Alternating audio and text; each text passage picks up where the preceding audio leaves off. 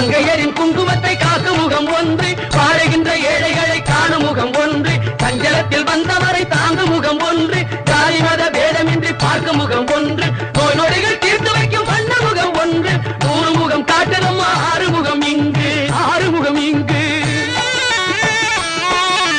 திருச்செந்தூரின் கடலோரத்தில் செந்தில் நாதன் அரசாங்கம், தேடி தேடி வருவோர்க்கெல்லாம் தினமும் கூடும் தெய்வாம்சம்.